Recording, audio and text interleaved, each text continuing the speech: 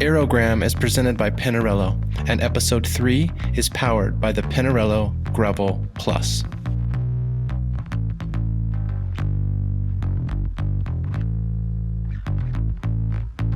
From Peloton Magazine, this is Aérogramme. But I will say, I mean, one of the great, cycling. The problem with owning a cycling team. Can I tell you what the problem is? Yes, you can. The problem is you lose all the time.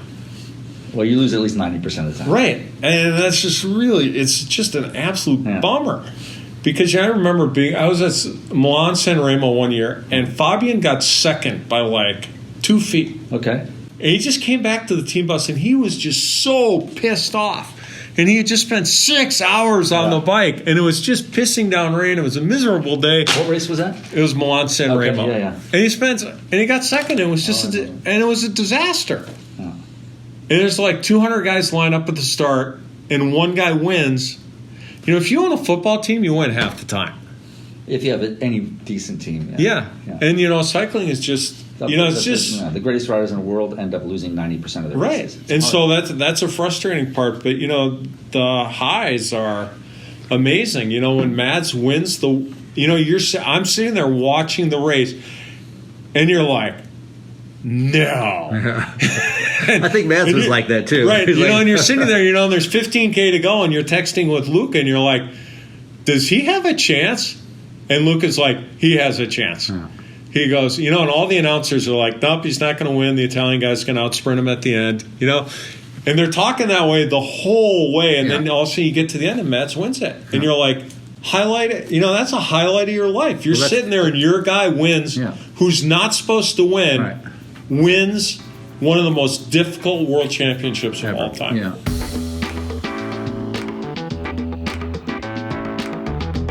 This episode details the transformative and inspiring nature of riding bikes.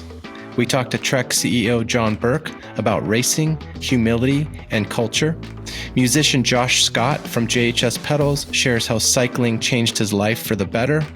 Ian Boswell explores how a crash at Tirreno Adriatico steered his life into another direction. And Jeff Seltzer of Palo Alto Bikes retells the story of Avocet, Greg LeMond, and the soul of their 90-year-old bike shop. We finished the episode with a personal story about how 47 minutes will change your life.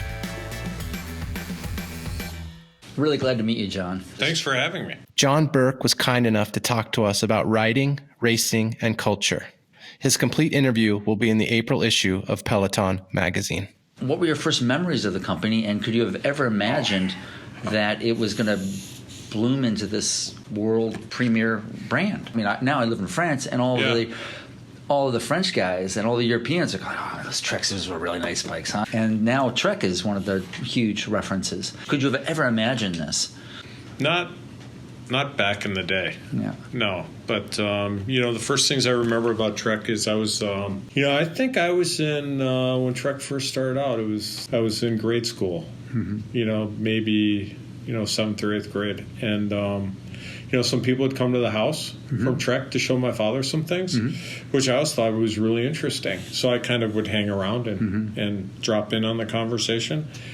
And then I remember going to Trek's the unveiling, which was at the Pine Knoll. And I got taken out of basketball practice to go to that, which I was a little disappointed. I like basketball practice, but I got to miss half a day of school, which I was kind of happy about. And you were just outside of Milwaukee, is that right, at the time? In Heartland. Okay. And so I got to see the Treks. And, I remember that Bicycling Magazine was writing a big article on Trek. It was in Trek's first year. And it was going to be in Bicycling Magazine, and we would drive to the drugstore 5 miles away every night to see if it had come out. Oh, wow. And you know who the author was? Gary Fisher. No kidding. Wow. That's, those are the early days. And then my first job at Trek when I was in college, I worked in the warehouse. I've been here a couple times now, and it's very clear to me that the roots of the company here in Waterloo are still very much part of the DNA of the company, even though it's a huge global industry. I mean, and even though you are producing bikes around the world, a lot of it's coming out of a town of, as I pulled in, 3,300. people, know, something like that. Population 3,300, I think it was. And what kind of a role does that have to play in your identity? So I think the Waterloo plays a big part of Trek, and the Red Barn plays an even bigger part. And I think that's for a couple of reasons. One is just the humility that my father had, and my mother still does have. I think that's just the Wisconsin roots, is that we focus on other people, not on ourselves, and we're always trying to earn people's business, and we always want to take care of our customers. Right. And that was a big message from my dad. Right. And that message is really alive. And I think the other thing that the Red Barn really symbolizes at Trek is don't ever forget where we've come from. And I think it's a real point of pride. Like, we've made a lot of progress. We got a long way to go, but we've done some good things. And we have something here that we call see something bigger than the barn. Okay. And a lot of people saw that barn, and they saw 3 guys starting out a bike company. Yeah. And my dad saw something bigger. He always wanted to go bigger. He wanted to do bigger things, and he thought he had high hopes for Trek. And so one of the messages I have for everybody is see something bigger than the barn. Trek is one of the only bike brands to, a lot of bikes sponsor teams. Obviously. Yeah. You're one of the only ones to be the title sponsor of a World Tour team. That's pretty amazing in today's market. What are the challenges and what are the advantages to that? So, one of the things we like to do at Trek is we like to be different. Is if you do the same thing that everybody else does, you just kind of end up in a sea of sameness. So we take a look at everything, whether it's a new road bike, whether it's a race team, whether it's a product introduction. We always try and figure out how can we be different. And we took a look at racing and we said, we've sponsored teams with product, and there were some good things about that and some bad things about that, and why don't we just own a team? And so, we went that way, and the good things is that they're all employees. So when you want something, you can have it. It's like somebody needs to get a prototype tested, flies over to Europe, and they're riding it 2 days later. In the past, that communication would go on. Can they do it? Won't they?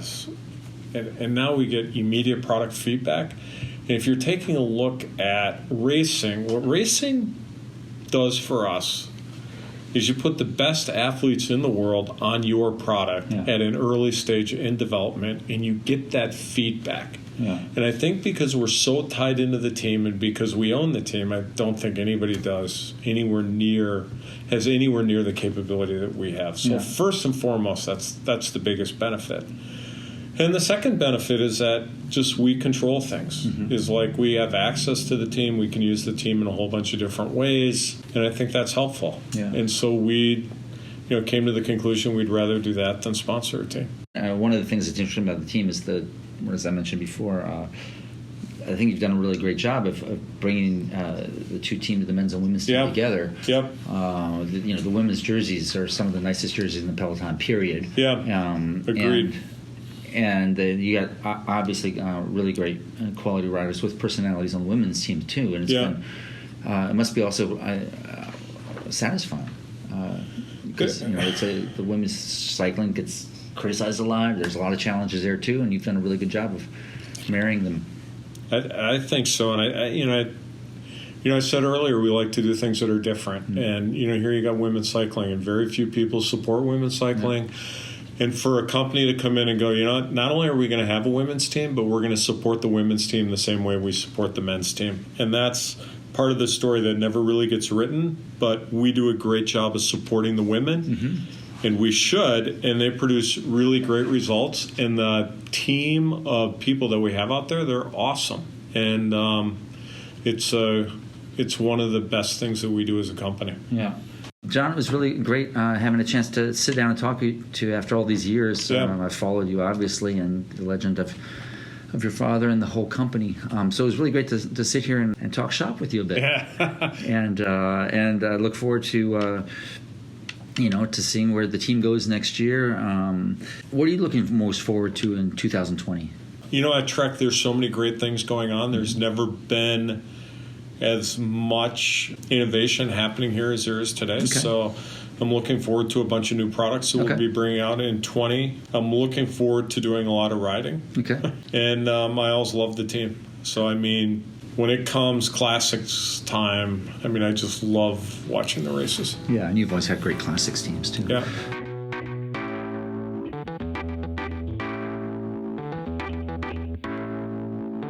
The Gravel Plus is chock full of Pinarello hallmarks, from ultra-high modulus T1100 carbon and an asymmetric frame design to an Onda fork and aerodynamics inspired by the Dogma F12. There's also a lower modulus gravel made of T700 carbon, but born of the same mold. To create the massive tire clearance and a good chain line, the drive side chain stay is just 14 millimeters wide and dropped considerably, a common strategy in gravel bikes. What is less common is the asymmetry being reflected in the seat stays. With the Gravel Plus, the drive side seat stay is also dropped, ensuring both sides of the rear end share triangles of similar dimensions.